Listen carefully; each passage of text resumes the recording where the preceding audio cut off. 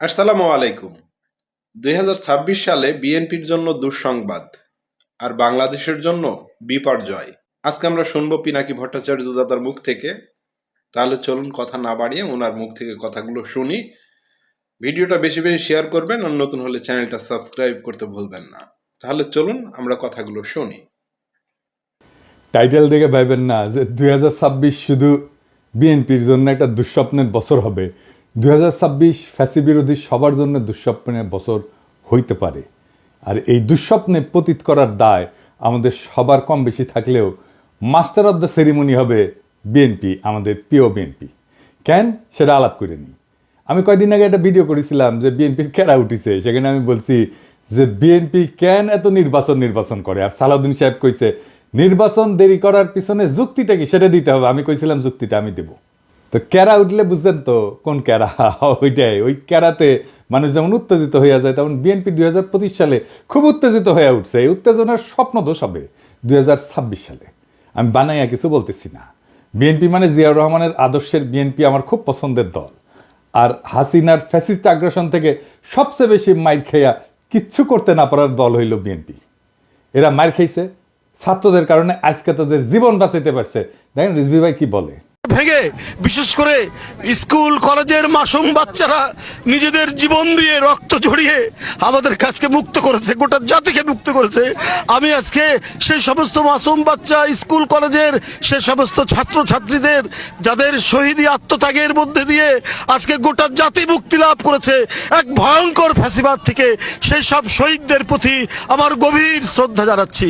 আমি শ্রদ্ধা জানাচ্ছি যারা পঙ্গুত্ব বরণ করেছে, যাদের চোখ চলে গেছে, যাদের পা চলে গেছে, আমি তাদের প্রতিও শ্রদ্ধা জ্ঞাপন করছি। আর পাশাপাশি আমি একটু বলতে চাই, সারা বাংলাদেশের আজকে গণতন্ত্রের যে বিজয় হয়েছে, এইটা আমাদেরকে, এই উল্লাসকে আমাদেরকে সংহত করতে হবে।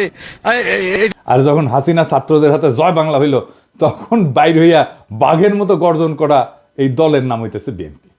যারা এদের জীবন বাঁচাইলো, যাদের জন্য খালেদা জিয়া আজকে তার ছেলের বাসায়, যাদের আত্মত্যাগে আজকে বিএনপির নেতাদের এত লম্ফজম্প, তারাই নাকি আবার আন্দোলনের মূল মাস্টার মাইন্ড। বাংলাদেশের মানুষকে 16 বছর ফ্যাসিবাদের থেকে বাঁচানোর কি করছে বিএনপি? বাঁচাইতে পারছে? 1/11 ঘটানো বন্ধ করতে পারছে? তখন তো ক্ষমতায় বিএনপি জামাত পারেনি। বাংলাদেশের উপরে যাইতে বসে এই ফ্যাসিবাদী শাসন, এইটা থেকে মুক্ত করার জন্য বিএনপি কি করছে? তা ওনারা বলেন ওনা মাস্টার মাইন্ড। তা অনেকের মধ্যে একজন না, অন্যতম না, একমাত্র মাস্টার মাইন্ড। শুনেন, 16টি বছর ধরে বিএনপিকে নিশ্চিহ্ন করতে চেয়েছে হাসিনা, আর জনাব তারেক রহমান কি বিচক্ষণতার সঙ্গে বিএনপিকে রক্ষা করেছে। শুধু রক্ষা করেছে এটা বললে ভুল হবে না। কার্যকর আন্দোলন গড়ে তোলার জন্য যা যা করার দরকার, এই আন্দোলনের একমাত্র মাস্টার মাইন্ড হচ্ছে জনাব তারেক রহমান। এটা যদি কেউ ব্যাখ্যা করে বোঝাতে হয় তাকে, তাহলে একটু অসুবিধা। এই কথায় এখন আর হাসি পায় না। আমি হাসে কি করুম? পাবলিকই তো হাসতে হাসতে শেষ। তো বিএনপির কাছে আমার প্রশ্ন, আপনারা যদি আন্দোলনের মাস্টার মাইন্ড হবেন, তাহলে আপনাদের 31 দফার একটা দফাতেও এই জুলাই আগস্ট বিপ্লবের আন্দোলনের শহীদদের, আহতদের নিয়ে কোনো দফা নাই কেন? 1971-এর মুক্তিযোদ্ধাদের নিয়ে তো 21 নম্বর দফা আছে। তাদের তালিকা করবেন, স্বীকৃতি দেবেন। 2024-এর স্বীকৃতি কোথায়? তাদের পুনর্বাসন কোথায়? ভুলে যান না, এটা আপনাদের 2001-2006-এর অ্যানালগ দেশ না, এটা প্রযুক্তির বিশ্ব। নির্লজ্জভাবে আন্দোলনের ক্রেডিট নেবেন, আবার এইভাবে ধরা খাইবেন, আবার ক্ষমতায়ও যাইবেন। এত খাইতে চান কেন বাবারা? খাইবেন ভালো কথা, খাওয়ার জন্য তো চাষাবাদ করা লাগে। ছাত্রদের কি হালের বলদ পাইছেন যে তাদের ময়দা খেতে চাষ কইরা ক্ষমতা যাওয়ার স্বপ্ন দেখবেন?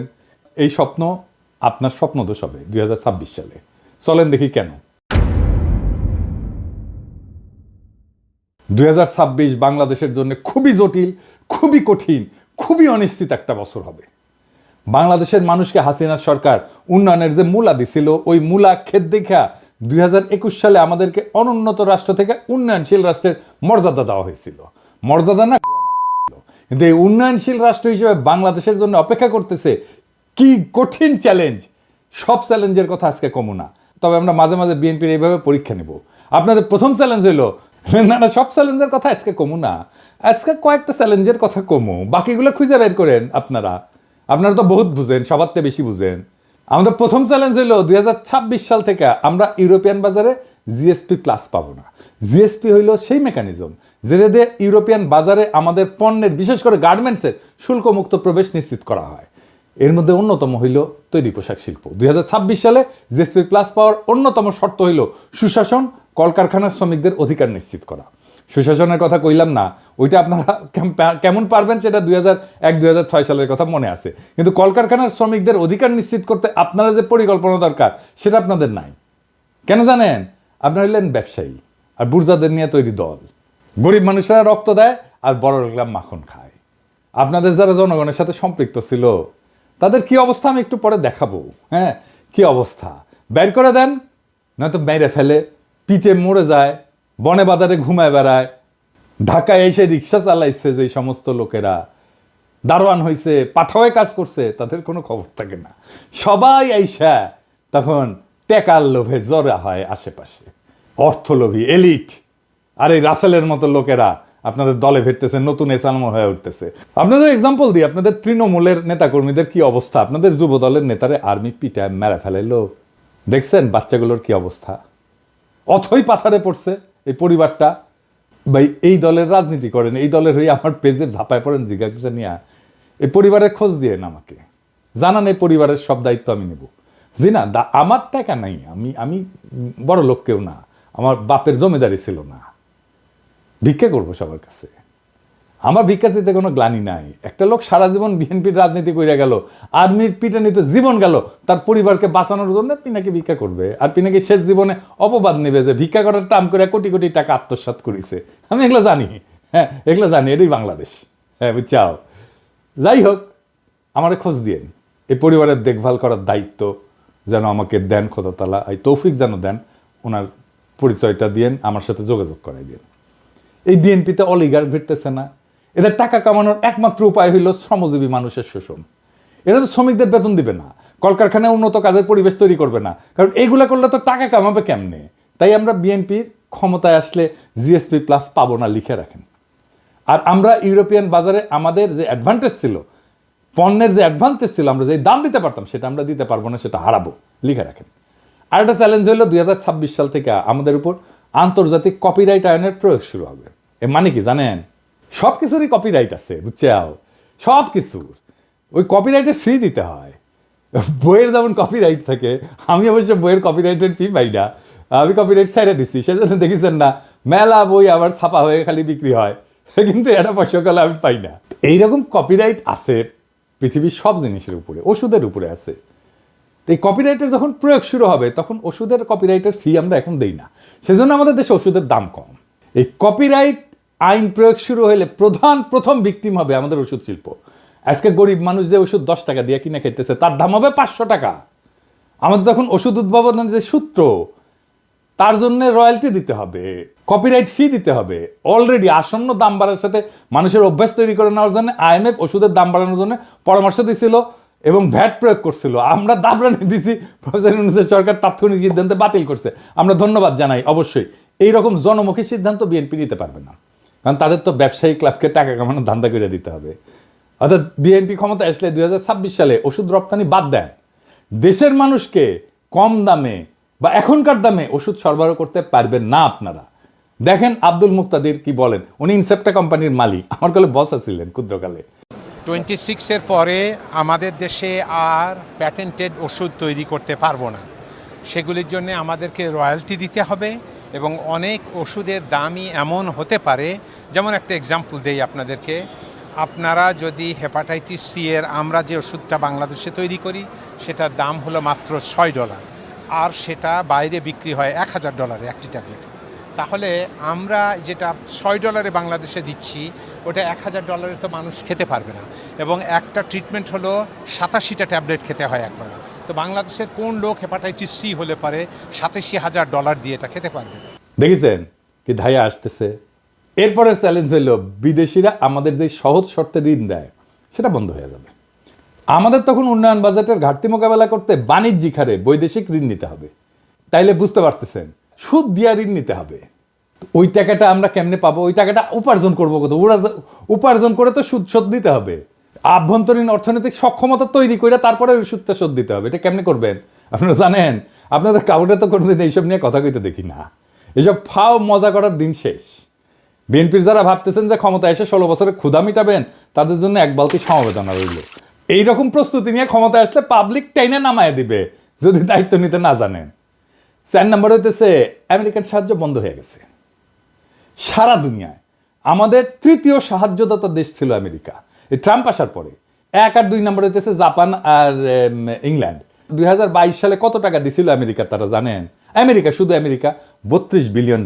এই টাকাটা হাওয়া হয়ে যাবে, কই পাবেন সেটা? $32 বিলিয়ন তো লাগবে, তাইলে কেমনে সামাল দেবেন? কোত্থেকে পাবেন? আমাদের পাছা ঢাকতে সামনে উদাম হয় আর সামনে ঢাকতে পাছা উদাম হয়। পারবেন এই টাকার বিকল্প যোগান দিতে? পারবেন না ভাই। দেখেছেন তো IMF $4-5 বিলিয়ন দিতে কিরকম প্যারাপ্যারি করে। $32 বিলিয়ন কোটি থেকে পাবেন। তবে এইসব চ্যালেঞ্জের সমাধান আমাদের জানা আছে, কারণ আমরা গত 10 বছর যখন হাসিনারে খেদানোর আন্দোলন করেছি, তখন আমরা এটা নিয়ে কাজ করে রাখছি, ঠিক করে রাখছি। হাসিনা জয় বাংলা হইলে আমাদের কি কি করা লাগবে, এই সংকট মোকাবেলা করার জন্য কি কি করা লাগবে, সেটা আমাদের প্ল্যান করা আছে। তার প্রথম পদক্ষেপই ছিল প্রফেসর ইউনূসের মতো বিশ্ববরণ্য ব্যক্তিকে প্রধান উপদেষ্টা পদে বসানো। আলহামদুলিল্লাহ আমরা এটা পারছি, উনি রাজি হয়েছেন। তিনি এমন একজন মানুষ যার আন্তর্জাতিক খ্যাতির কথা বিবেচনা করে বিশ্ব নেতারা আমাদের অভূতপূর্ব সুযোগ দেবেন এবং দিতেছেন। ট্রাম্প সব সাহায্য বন্ধ করে দিলেও রোহিঙ্গা ক্যাম্পে সাহায্য বন্ধ করে নাই। কাদের কারণে? আমাদের সরকারের কারণে, প্রফেসর ইউনূসের কারণে। তো প্রফেসর ইউনূসের এত গুরুত্ব কেন? কারণ যেই মানুষ তার অর্থনৈতিক মডেল দিয়া সারা বিশ্বে দারিদ্র মোকাবেলা করছেন, সেই মানুষের 3-0 কনসেপ্ট, যেটা আমি আগে কইছিলাম, এটা প্যারিস অলিম্পিকের মূল প্রতিপাদ্য বিষয় ছিল। উনি ছিলেন প্যারিস অলিম্পিকের একজন প্রধান ব্যক্তি। সেই মানুষের চেয়ে উপযুক্ত কোনো পার্সোনালিটি কি আপনাদের মধ্যে আছে, যিনি ভারতের আর পশ্চিমের ঠাপ একই সাথে সামলাইতে পারবেন? আপনি তো পারেন নাই 1-11-এ। ক্ষমতায় আপনার লোক ইয়াজউদ্দিন, আর্মি চিফ আপনাদের বানানো, তারাই আপনারা উস্তে দিল, সাথে জামাতও ছিল। পারেন নাই 1-11টাকে। এখন আপনারা কেমনে পারবেন? যাই হোক, আমাদের পরিকল্পনার একটা ডেমো দিলাম। পুরো পরিকল্পনা আমাদের সাজানো আছে। 2026 সালের চ্যালেঞ্জ আমরা কিভাবে মোকাবেলা করব। আমি যে ফাঁকা আওয়াজ দিই না তা নিশ্চয়ই বুঝতে পারছেন। অনেক পরিকল্পনার মধ্যে দিছি, আরও দিব। এমন না যে পরিকল্পনা পরে বাস্তবায়ন করা হবে। পরিকল্পনা কিভাবে করতে হয় সেটা দেখাইছি। সমস্যার 100টা সমাধান আছে। কি ভাবছিলেন যে আপনাদের জন্য আর বলে দেবো বাকিগুলা? আপনাদের পরীক্ষায় নকল করার মতো সরকার নকল করে চালাবেন? আমাদের সাথে অ্যালাই করেন। আমরা যেভাবে দেখতে চাই আপনাদেরকে সেইভাবে থাকেন, সেই রাস্তায় থাকেন, আমাদের সাহায্য পাবেন, আমাদেরকে পাশে পাবেন। আমাদেরকে তো শত্রু মনে করতেছেন এখন। হ্যাঁ, আমাদের কাছে সব বিষয়ের ওষুধ আছে। আপনারা এই লোকগুলোকে চান কিনা পাশে, সেটা আপনাদের সিদ্ধান্ত। এবার আসেন দেখি বিএনপি কেন নির্বাচন চায়। কারণ বিএনপির কাছে নির্বাচন হইতেছে হরলিক্স। হ্যাঁ, এমনি খায়। হ্যাঁ, ওই যে দেখেন, আমার ভাই টাকায় 16 আনাই উসুল। আমি তো এমনি খাই হরলিক্স। বিএনপির নির্বাচন এমনি চায়, মানে বুঝে না কেন চায়। আসল কথা হইলো, বিএনপিকে নির্বাচনের জন্য চিল্লাইতে বুদ্ধি দিচ্ছে তাদের নয়া বন্ধু ভারত। ভারত এখন বিএনপিকে দিয়ে আওয়ামী লীগের পুনর্বাসন করবে আর বাংলাদেশকে তার দাসত্বের অধীনে রাখবে। বিশ্বাস হয় না? দেখেন, মির্জা ফখরুল যখন নির্বাচনের ডাক দেয়, তখন ছাত্রলীগ তাদের বিদেশে পলাতক নেতাদের দিয়ে আন্দোলনের রূপরেখা প্রকাশ করে। ছাত্রলীগের এই সাহস কোথা থেকে আসে আমি জানি না। মায়ের মনে কম খাইছিল। আমি কইছিলাম যে এদের জন্য মায়ের চেয়ে উপকারী আর কোনো ভাইটামিন নাই। এখন বুঝছেন যে ভারত এই পুরা গেমের মাস্টার মাইন্ড। তারা বিএনপির কামলাদের দিয়ে নির্বাচন বইলা কান্নাকাটি করাবে, সামনে আওয়ামী লীগ রাজনীতির মাঠে উকিঝুঁকি দিবে। আওয়ামী লীগ ঘোষিত কর্মসূচিগুলো পালন করতে গেলে আমার ক্ষুদ্র ভ্রাতা ভগিনীরাই যথেষ্ট। যেই মায়ের 5ই আগস্টের পরে 19 সালের দিকে তাকায় দিতে পারি নাই, সে পাওনা শোধ করিয়া দিতে হবে। আর বিএনপিরে কইতেছি, ভারত আওয়ামী লীগের সাথে যেই বাসর করতেছে, ওইখানে আপনারা কাবাব মে হাড্ডি, ওইখানে আপনাদের কোনো জায়গা নাই। মজা শেষে ফেলায় দেবে কন্ডমের মতো। এই যে দেখেন, শ্যামা ওবায়দ আদানির জন্য ওকালতি করে। দেখেছেন, শ্যামা কি জ্বালানি মন্ত্রী? আদানি ভারতের এক দুর্বৃত্ত অলিগার্ক, সারা দুনিয়াতে ঘৃণ্য, মোদির ক্যাশিয়ার। তার সাথে বিএনপি নেতার লতকালতকি দেখেন। এখন মানুষের ক্ষমতায় গেলে দেশ বেচে, এরা ক্ষমতায় যাওয়ার আগেই দেশ বেচে দিছে আদানির কাছে, দেশ বেচে ছাড়া। এই বিএনপিরে ভারত এখন ক্ষমতার লজেনচুস দেখাচ্ছে, বুঝছাও? ক্ষমতার লজেনচুস দেখা বিএনপি ওই ক্ষমতার মূলার পিছে যাচ্ছে। তারপরে ওই লজেনচুসের আমও যাবে, সাথে সালাও যাবে। কেমনে বিএনপিকে ভারত ফেলাই দেবে ক্ষমতা দেখে শুনবেন, প্ল্যানিং শুনবেন, শুনেন আমার কাছে। ভারত জানে 2026-এর চ্যালেঞ্জ মোকাবেলা করা বিএনপির পক্ষে সম্ভব না। এটা আমার মতো মূর্খ মানুষ বুঝলে ভারত তো অনেক আগে থেকে জেনে আছে। যখন বিএনপি দেশের অর্থনীতি নিয়ে ঝামেলায় পড়বে, তখনই শুরু হবে বিক্ষোভ আন্দোলন।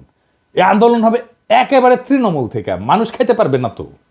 চাকরি থাকবে না তো, মানুষ দলে দলে রাস্তায় নেমে আসবে তো। লগি বৈঠা নিয়ে আওয়ামী লীগ কি তাণ্ডব করেছিল মনে আছে না? এখন যে পুলিশ আছে, পুলিশে পুরোটাই তো হাসিনা। পুলিশ চুপ করে দাঁড়িয়ে থাকবে। 1/11-এর টাইমে যেমন আসিল ওই মীর জাফরের সেনাবাহিনীর মতো, ছাত্রলীগ যুবলীগ গর্ত থেকে উঠায় আন্দোলনে জয়েন দেবে, আর আমার হাসিও টুপ কইরা ঢুকে পড়বে। আন্তর্জাতিক চাপের কাছে তখন নত জানো বিএনপি, দেশীয় আন্দোলনের দিশেহারা বিএনপি তখন আওয়ামী লীগের সাথে আতত কইরা পলাবে, আওয়ামী লীগ যেমন পলাইছিল। আর দেশে ফিরে আসবে সেই ভয়ঙ্কর ফ্যাসিবাদ, আবার সেই ভারতীয় আধিপত্যবাদ যা কায়রা নিছিল আমাদের জীবনের 16টা বছর, বাংলাদেশকে পরিণত করছিল ভারতের উপনিবেশে। যারা কায়রা নিছিল বর্বরভাবে আমাদের হাজার হাজার সন্তানদের জীবন, যারা আমাদের 25,000-এর মতো ছাত্র জনতাকে আহত করে চিরজীবনের জন্য পঙ্গু আর দৃষ্টিহীন করে দিছে, সেই আবু সাইদ মুগ্ধ ওয়াসিমদের রক্ত শুকানোর আগেই যেই দল নির্বাচন করে মুখে ফেনা তুলে ফেলাইতেছে, তারা আর যাই হোক দায়িত্ব নিতে পারবে না। আপনাদের রিকমেন্ড করা যত লোক অন্তর্বর্তীকালীন সরকারে আছে তাদের পারফরমেন্স দেখে আপনাদের দক্ষতা আমাদের কাছে পরিষ্কার। স্বরাষ্ট্র উপদেষ্টা কার রিকমেন্ডেশনে জানেন? বিএনপির। শিক্ষা উপদেষ্টা কার? বলছিলাম তো, বিএনপি। এই খারাস বিদেশে কোনো অনুষ্ঠানে যায় না।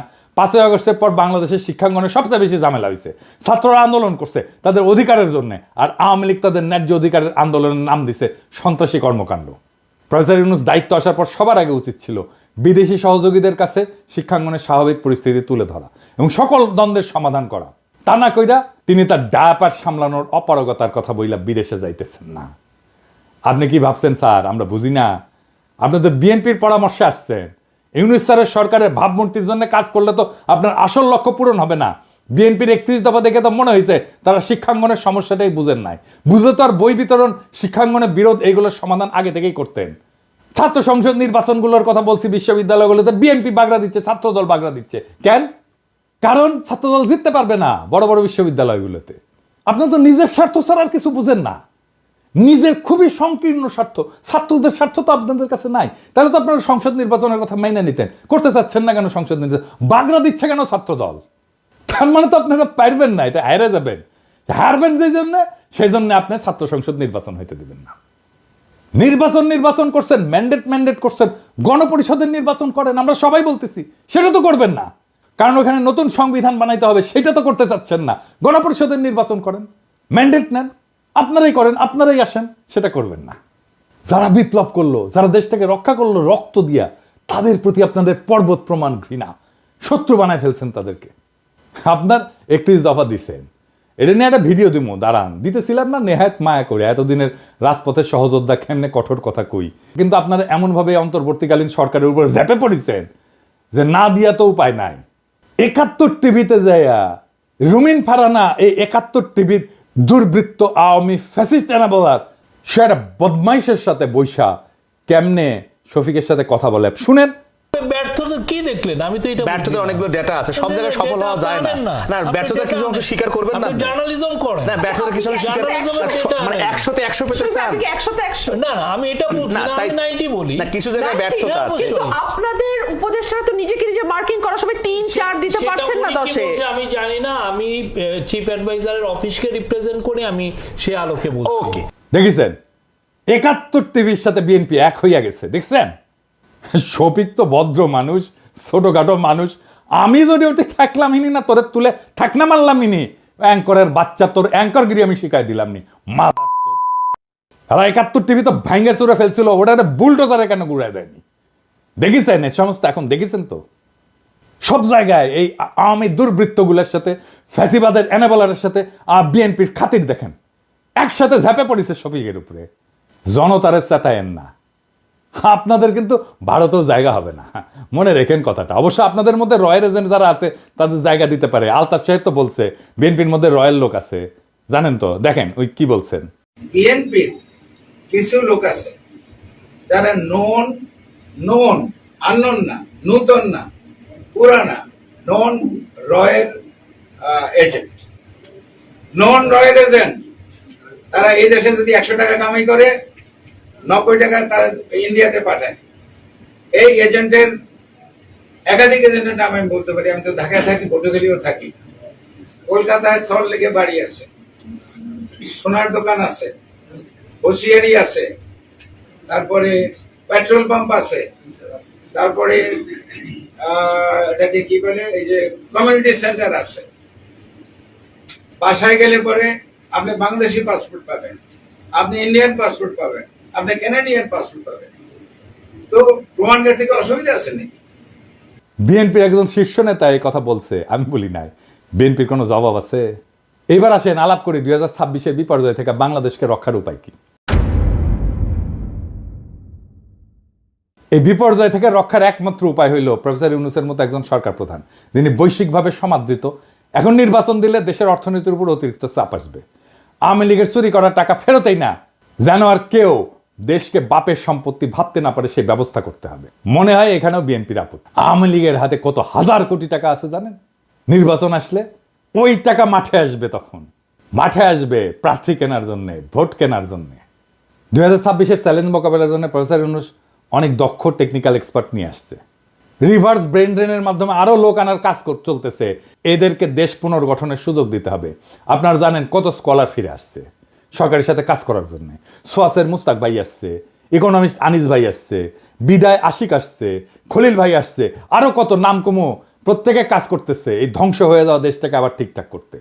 জুলাই গণহত্যার বিচার শেষ করতে হবে। আপনারা 31 দফায় যেহেতু এগুলো রাখেন নাই, তাই আপনাদের উপরে আমাদের কোনো ভরসা নাই। আগামীর যুগ জেনারেটিভ এআই এর যুগ। আমাদের তথ্য প্রযুক্তি খাতে অনেক দক্ষ লোক দরকার। হাসিনার চুরির অত্যাচারে এমন দক্ষ যত লোক দেশ থেকে চলে গেছে, তাদেরকে আবার আমরা ফিরে আনবো। বাংলাদেশের তরুণ ইমরান, যে স্ন্যাপচ্যাটের মতো কোম্পানির সিও, ওইরকম অনেক লোক আমরা দেশে আনার কাজ শুরু করব। তাদের মাধ্যমে গড়ে তুলব আমাদের পোস্ট জুলাই রিকভারি ফোর্স, যারা দেশের পুনর্গঠনে কাজ করবে। আর তরুণদের নেতৃত্বে হবে সংস্কার। দেশে একটা অন্য গতি আসবে। সাধারণ মানুষ থেকে শুরু কইরা বিনিয়োগকারী পর্যন্ত সবাই প্রফেসর ইউনূসের উপর আস্থা রাখে, এবং তখন সেই আস্থা আরো দ্বিগুণ হবে।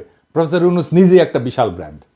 আমরা ওনারে মুফতে পাইছি, ওনার কাছ থেকে আমাদের সবটা নিতে হবে। উনি যা দিতে পারেন। আমরা অনেক দিন পরে এমন একজন রাষ্ট্রপ্রধান পাইছি যারা নিয়ে আমরা গর্ব করতে পারি। ওনার নেতৃত্বে আমরা দেশের হারানো অর্থনৈতিক সক্ষমতা ফিরে না আসা পর্যন্ত উনারে হারাইতে চাই না। ওনার সরকারের অনেক দুর্বলতা আছে, কিন্তু প্রফেসর ইউনূস একাই 100। ওনারে শান্তি মতো কাজ করতে দেন। আমরা আগায় যাব দুর্বার গতিতে। তবে ইউনূস স্যারকে আমাদের অনুরোধ, দয়া করে যোগ্য, উদ্যমী, আধুনিক, বিশ্ব সম্পর্কে ধারণা আছে এমন তরুণ লোকদের নেন আপনার সরকারে। বুড়া খাটাসগুলোকে বাদ দেন মেহরবানি করিয়া। আর বিএনপি এই জন্যই কথা বলার সুযোগ পাচ্ছে, এই জন্য নির্বাচন করে তরপাচ্ছে। বিএনপি নেতাদের জন্য আমার একটাই মেসেজ। আমি যে চ্যালেঞ্জগুলোর কথা বলছি, সংস্কারের কথা বলছি, 31 দফায় জুলাই অভ্যুত্থানের কথা না থাকার কথা বলছি, এগুলোর উত্তর দিয়ে দয়া করে নির্বাচনের কথা বলবেন। সক্ষমতা না দেখা আমরা আর কাউরে ভোট দিব না। কিভাবে আপনারা সরকার চালাবেন, কিভাবে মানুষকে অর্থনৈতিক মুক্তি দেবেন, কিভাবে উন্নয়নশীল দেশের চ্যালেঞ্জ মোকাবেলা করবেন, কিভাবে জুলাইয়ের আহত আর শহীদদের সম্মান জানাবেন, তা পূর্ণ রূপরেখা আকারে প্রকাশ করেন। জাতির কাছে আপনাদের প্রতিশ্রুতি দেন। আমরা তখন বিবেচনা করব আপনারা নির্বাচন করার যোগ্য হইছেন নাকি হন নাই। তার আগে নির্বাচন করলে আমাদের প্রতিবাদ চলবে। আর আমরা কিন্তু না যাই না কথা বলি না, তথ্য প্রমাণ নিয়ে কথা বলি। আমরা যদি কথা বলা শুরু করি, আমাদের বিরোধী বানায়েন না, আমাদের শত্রু বানায়েন না, আপনাদেরই ক্ষতি। জনগণ আর মার্কা দেখা ভোট দেবে না, মানুষকে বলদ ভাইবেন না। জনগণ ভোট দেবে যোগ্য এবং দক্ষ প্রার্থীকে। ভোটের আগের হিসাব আর চলবে না, টাকা দিয়া ভোট কেনা যাবে না। আপনাকে আপনার দলের অবস্থা একটু বলি, হ্যাঁ, কিছু মনে করেন না, পার্সোনালি নিয়েন না, কারণ এগুলো কেউ বলবে না, এই বান্দাই বলবে একমাত্র। আপনাদেরকে আমি আমার বগুড়ার আপনাদের দলের একটা চিত্র দিই। আমি এইভাবে এই লেভেলে যাই না, কিন্তু বগুড়া তো আমার জন্মভূমি, আমার নারী পোতা আছে। আর বগুড়া হইতেছে সেই বগুড়া যেই বগুড়া বিএনপির পুণ্যভূমি, জিয়াউর রহমানের জন্মস্থান। তো বগুড়া তো বিএনপির জন্য পুণ্যভূমি হওয়ার কথা, তাই না? এখানে মডেল বিএনপি থাকবে, এখানে বিএনপির জেলা কমিটি হবে একটা মডেল কমিটি, যা সারা বাংলাদেশের মানুষ দেখবে আর বলবে, ওয়াও কি চমৎকার কমিটি, কি সুন্দর কমিটি। এইখানে তো বিএনপির কিছু দরকার নাই, এখানে তো এমনি মানুষ বিএনপি করে রে ভাই। এইখানে তো বিএনপির মাস্তান পালার দরকার নাই, এখানে তো ম্যানেজ করার দরকার নাই, এখানে তো মাফিয়া পালার দরকার নাই। এমনি বগুড়ার মানুষ বিএনপি করে, বগুড়া মানুষের নিঃশ্বাসে বিএনপি।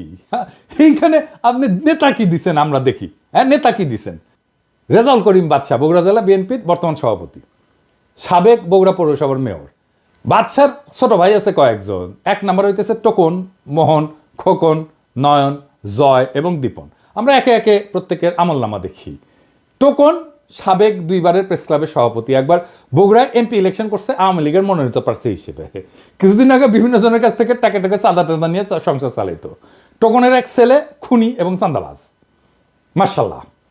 2 নাম্বার মোহন, বগুড়া জেলা আওয়ামী লীগের সাবেক সহসভাপতি। বগুড়ায় প্রায় 40টা খুনের সাথে পরোক্ষ এবং প্রত্যক্ষভাবে জড়িত। খুনি, চাঁদাবাজ, দখলবাজ এবং নেশাখোর। বগুড়ায় যে কত বাড়ি সম্পদ দখল করছে তার ইয়ত্তা নাই। কোটি কোটি অবৈধ টাকার মালিক। যুবলীগের লিটন পোদ্দার, আলহাজ, মুস্তাকিম, মতিন, আদিল, করিম এরকম অসংখ্য খুনির গডফাদার। ওর মেয়ের জামাইও খুনি। মেয়ের জামাই পলাতক আছে মালয়েশিয়া। মোহন পলাতক, ইন্ডিয়া থাকে। ইন্ডিয়াতে আবার বাড়িও আছে মার্শাল্লাহ। 3 নাম্বার খোকন, দিনরাত নেশা করে। ফেন্সিডিল, গাঁজা, আফিম সবই খায়। আবার মাঝে মাঝে তাবলিগও করে। কি একটা অবস্থা। 4 নাম্বার নয়ন, 3 বারে বগুড়া প্রেস ক্লাবের সভাপতি। মার্শাল্লাহ, লেখাপড়ায় খুবই ভালো, শুধু এইচএসসি পাস, এর উপরে আর পাস দিবার পারেনি। বর্তমানে পলাতক। 5 নাম্বার জয়, শহর যুবলীগের সভাপতি। হিরোইন খোর, রাত হইলে বাসা ফেরার জন্য রাস্তা দিয়ে হাঁটতে পারে না, এমনই দুলে সে দেওয়াল ধরে ধরে রাত হইলে হাঁটে। আমার কথা না, বগুড়ার মানুষের কথাই শুনেন। দীপন 6 নাম্বার, ফেন্সিডিল খোর। ফেন্সিডিল বিক্রেতার কাছ থেকে মোহনের ভাই হিসেবে ফ্রি ফেন্সিডিল পায়। বগুড়ার মানুষ এই দুর্বৃত্ত পরিবারের কাছে জিম্মি। 1 ভাই বিএনপি, 1 ভাই আওয়ামী লীগ, 1 ভাই যুবলীগ, 2 ভাই হাসিনার চাটুকার সাংবাদিক। এদের বাপের নাম আলম দারোগা। এ কিন্তু বগুড়ার স্থায়ী বাসিন্দাও না। এই আলম দারোগা বরিশালের মানুষ। সিপাহী থেকে দারোগা হয়েছে, বগুড়ায় রিটায়ার করছে। রিটায়ারের পরে নোট বইয়ের ব্যবসা করতো। বাদশাহ মোহনও নোট বইয়ের ব্যবসা করতো। ভাই এই লোকের বগুড়ার প্রতি বিন্দু মাত্র কমিটমেন্ট আছে? বগুড়ায় জাহান নামে যা কর কিছু যায় আসে, তো বগুড়ার লোকই না রে ভাই। এই বাদশাহ 5ই আগস্টে বহু আওয়ামী লীগ যুবলীগ নেতার কাছ থেকে টাকা নিয়ে তাদের সম্পদকে রক্ষা করছে, তাদেরকে রক্ষা করছে। বিশেষ করে আলহাজের কাছ থেকে নাকি 1 কোটি টাকা নিছে, যে ওর বাসায় আগুন ধরে গেছিল, ওই আগুন লাগানোর চেষ্টা করছিল, আবার ওই 1 কোটি টাকা নিয়ে আগুন লাগায় নেই আর কি। বিএনপির নতুন নেতা দেন। এই লোক বিএনপির নেতা থাকলে বিএনপিকে আমাদের বলতে হবে কেন এই লোক বিএনপির জন্য বগুড়াতে অপরিহার্য। মানে একই পরিবার বিএনপি আওয়ামী লীগ ভাগ হইয়া সারা শহরে রাহাজানি করবে, আর জনগণ মুখ বুঝা সহ্য করবে? হ্যাঁ, এত বোকা ভাবেন বগুড়ার লোককে? এই পরিবারের কাছ থেকে বগুড়ার মানুষকে রক্ষা করতে হবে। জানি না বিএনপির কাছে এই দুর্বৃত্ত পরিবার কেন এত পছন্দের। এই লোক বগুড়ার নেতৃত্ব দেবে, এর নেতৃত্ব বগুড়ার মানুষকে মাইনা নিতে হবে। এত তুচ্ছ ভাবেন বগুড়ার মানুষকে? যেই মাটিতে জিয়া জন্ম নেয় সেই মাটিতে এই দুর্বৃত্ত পরিবারের হাতে জিয়ার আদর্শ বয়ে নেওয়ার ভার কেমনে দেন ভাই? আর মানুষ পান নাই নাকি? এর সাথে ভালো মানুষ নাই আপনাদের বিএনপিতে? আমরা একটা শুদ্ধ বাংলাদেশ চাইছিলাম, তার জন্য আমাদের সন্তানেরা অকাতর জীবন দিছিল। একই পাক চক্রে ঘুরপাক খাওয়ার জন্য তারা জীবন দেয় নাই।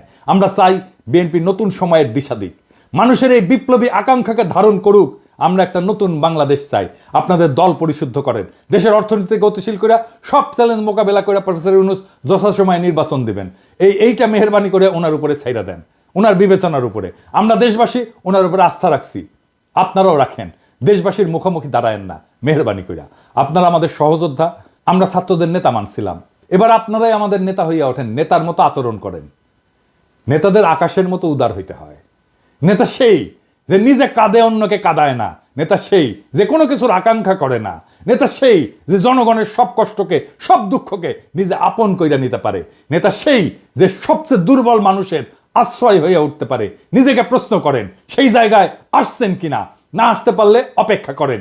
ইনকিলাব জিন্দাবাদ।